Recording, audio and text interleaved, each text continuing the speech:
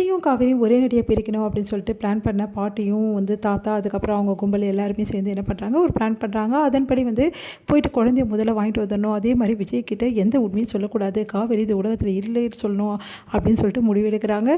இந்த சூழ்நிலை விஜய் வந்து கண்ணை திறக்கிறாரு, காவேரி கேட்குறாரு. அப்போ காவேரி வந்து இந்த உலகத்திலே கிடையாது அப்படின்னோன்னா விஜய் வந்து அழுது துடிக்கிறாரு. அவரால் தாங்கிக்கவே முடியல. இந்த சூழ்நிலை எப்படியாவது குழந்தைய வாங்கிட்டு வந்துடணும் அங்கேருந்து அப்படின்னு சொல்லிட்டு என்ன பண்ணுறாங்க, பாட்டி வந்து போகிறாங்க. பாட்டியும் ராதாவும் போயிட்டு குழந்தைய கேட்குறாங்க. குழந்தை எப்படிங்க பச்சை குழந்தைய கொடுக்க முடியும், இங்கே தான் நாங்கள் எல்லோரும் இருந்திருக்கோம், அங்கே நீங்கள் எப்படி பார்த்துப்பீங்கன்னோட அதெல்லாம் பார்த்துப்போம், எங்கள் வீட்டு வாரிசு நாங்கள் பார்த்துக்க தெரியாதா, காவேரிக்கு தான் வந்து குழந்தைங்க ஞாபகம் இல்லை, புருஷனையும் ஞாபகம் இல்லை, குழந்தையும் ஞாபகம் இல்லை, அதுக்கப்புறம் எதுக்காக காவேரி வந்து குழந்தை வச்சுருக்கணும், அதனால் காவேரிக்கு அந்த குழந்தை இருக்கிறதும் நீங்கள் எது என்ன சொல்லி சமாளிக்க தெரியாமல் கஷ்டப்படுவீங்க, அதனால் நாங்களே குழந்தைய வச்சுக்கிறோம், விஜய்க்கு குணமானோன்னு பார்க்கலாம் அப்படின்ற மாதிரி சொல்கிறாங்க. குழந்தைய வாங்கிட்டு போயிடலாம் அப்படின்னு சொல்லிட்டு நினைக்கும் போது கங்கா வந்து நான் குழந்தைய பார்த்துக்கிறேன், என் குழந்தைன்னு காவேரிக்கிட்ட சொல்லி நான் பால் கொடுத்துக்கிறேன், தாய்ப்பால் இல்லாமல் குழந்தை வளரக்கூடாது அப்படின்னு சொல்லிட்டு கங்கா வந்து குழந்தைய வாங்கி வச்சுக்கிறாங்க. இதனால் பிளான் வந்து இப்படி ஆகிடுச்சே, அந்த எப்படியாவது நம்ம வீட்டு வாரிசு வாங்கலான்னு அந்த கங்கா இப்படி பண்ணுறாளே அப்படின்னு சொல்லி டென்ஷன் ஆகிடுறாங்க பாட்டி. அடுத்து வந்து இங்கே என்ன பண்ணுறாங்க, விஜய்கிட்ட குழந்தை வந்து இந்த மாதிரி கங்கா கிட்டே இருக்குது அப்படின்ற விஷயத்தை வந்து சொல்லாமல் மறைக்கிறாங்க. என்ன சொல்கிறதுன்னு தெரியாமல் முடிக்கிறாங்க. இங்கே விஜய் வந்து என் குழந்தையாவது எங்கே இருக்குது, காவேரி தான் இல்லைன்றீங்க, என் குழந்தையாவது என் கண்ணில் காட்டுங்க அப்படின்னோடனே இந்த மாதிரி குழந்தையும் காவேரியும் நம்ம விட்டுட்டு போயிட்டாங்க அப்படின்ற மாதிரி சொல்லிடுறாங்க வேறு வழி இல்லாமல். அதனால் வந்து காவேரியும் இல்லை குழந்தையும் இல்லை அப்படின்னு சொல்லிட்டு ஒரு மாதிரி ஆயிடுறாரு விஜய். அவரால் தாங்கிக்க முடியல, கதறிக்கரை அழறாரு. அடுத்து வந்து விஜய் இப்படியே இருந்தால் வேலைக்கு ஆகாது, காவேரி நினச்சி ரொம்ப ஃபீல் பண்ணுவான் அப்படின்னு சொல்லிட்டு நம்ம ஊருக்கு கூட்டிகிட்டு போயிடலாம் அப்படின்னு சொல்லிட்டு விஜய் வந்து அவங்களுக்கு இருக்க ப்ராப்பர்ட்டிஸ் வேறு ஒரு இடத்துல இருக்கிற இடத்துக்கு கூட்டிகிட்டு போயிடுறாங்க. அங்கே வந்து விஜய் கொஞ்சம் கொஞ்சமாக க்யூர் ஆகிட்டு வராரு.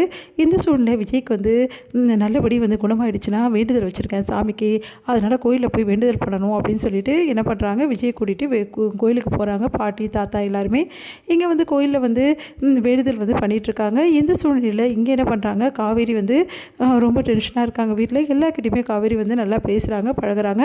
ஆனால் பழைய நினைவு எதுவுமே அவங்களுக்கு ஞாபகம் இல்லாதால ரொம்ப சந்தோஷமாக இருக்காங்க. இதை பார்த்து சாரதாவும் மற்றவங்களும் மனசு கஷ்டப்படுறாங்க. குழந்தையும் அவங்களுக்கு அடையாளம் தெரியல. குழந்தைய பார்த்து வந்து அக்காவோட குழந்தை அப்படின்னு சொல்லிட்டு பாசமாக பார்த்துக்கிறாங்க. ஆனால் வந்து நம்ம கங்கா தான் அவங்களுக்கு பால் கொடுக்குறாங்க குழந்தைக்கு, நல்லபடி கங்காவும் பார்த்துக்கிறாங்க. தன்னோட குழந்தைய அடையாளம் தெரியல இவளுக்கு அப்படின்னு சொல்லிட்டு எல்லோரும் மனசு வருத்தப்படுறாங்க. காவேரிக்கு நல்லபடி வந்து வந்து எல்லா நினைவு வரணும் அப்படின்னு சொல்லிட்டு கோயிலில் வேண்டுதல் வச்சுருக்கேன்னு சொல்லிட்டு அதே கோயிலுக்கு வந்து கூட்டிகிட்டு போகிறாங்க. நம்ம வந்து காவேரி வந்து நம்ம விஜய் 2 பேருமே அதே கோயிலுக்கு வராங்க. அப்போ வந்து காவேரி என்ன பண்ணுறாங்க, விஜயை பார்த்துட்றாங்க. ஆனால் அவங்களுக்கு பழைய ஞாபகங்கள் எல்லாம் ஒன்று ஒன்றா வர ஆரம்பிக்குது. ஆனால் எதுவுமே கிளியராக இல்லை. அதனால் விஜய் பின்னாடியே போகிறாங்க. விஜய் வந்து காரில் ஏறி போயிடுறாரு, கூட்டிகிட்டு போயிடுறாங்க விஜயை. இங்கே காவேரி வந்து பயங்கரமாக கத்துறாங்க, அழறாங்க. அதை பார்த்துட்டு அவங்க அம்மா வந்து என்னாச்சு காவேரி அப்படின்னு சொன்னோன்னே ஒன்றும் இல்லை அப்படின்னு சொல்ல தெரியாமல் கஷ்டப்படுறாங்க. இவளுக்கு ஏதோ ஒன்று நடந்திருக்கு, ஏதோ ஒன்று பார்த்துருக்கா, ஆனால் என்னன்னு சொல்ல தெரியல இவளுக்கு அப்படின்னோடனே நான் ஒருத்தரை பார்த்தப்பா, அவரை பார்த்த உடனே எனக்கு பழைய ஞாபகம்லாம் வருது, எது ஞாபகம் வருது, ஆனால் என்னால் எதுவும் சொல்ல முடியல, அவருக்கு எனக்கு முன்னாடியே தெரிஞ்ச மாதிரி இருக்குது, பழகின மாதிரி இருக்குது, அவர் கூட நான் இருந்த மாதிரி இருக்கம்மா அப்படின்னு சொல்கிறாங்க. அதை கேட்டு அதிர்ச்சி அடைகிறாங்க அவங்க அம்மா. யாரை பார்த்துருப்பா, ஒரு வேளை மாப்பிள்ளையை பார்த்துருப்பாளோ, மாப்பிள்ளை எப்படி இங்கே வந்திருக்க முடியும், தம்பி இங்கே வந்திருக்க முடியாது, ஒன்றும் புரியலையே அப்படின்னு சொல்லிட்டு அவங்க அம்மா யோசிக்கிறாங்க. இந்த விஷயத்தை வந்து நிவின் யோசிக்கிறாரு.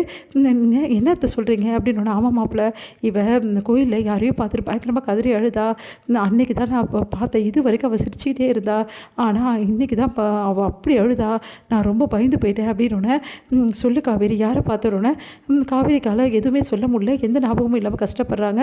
அடுத்து டாக்டர் கிட்டே காட்டும்போது அவங்களோட பழைய ஞாபகத்தில் இருக்க யாரையும் அவங்க சந்திச்சிருக்காங்க, அதனால தான் அவங்களுக்கு மனசு வந்து இந்த மாதிரி இருக்குது அப்படின்னு நம்ம சொல்கிறாங்க. இதை கேட்டு நிவின் அதிர்ச்சி அடைகிறாரு. அப்போ விஜய்க்கு குணமாயிட்டு இருக்குமோ அப்படின்னு சொல்லிட்டு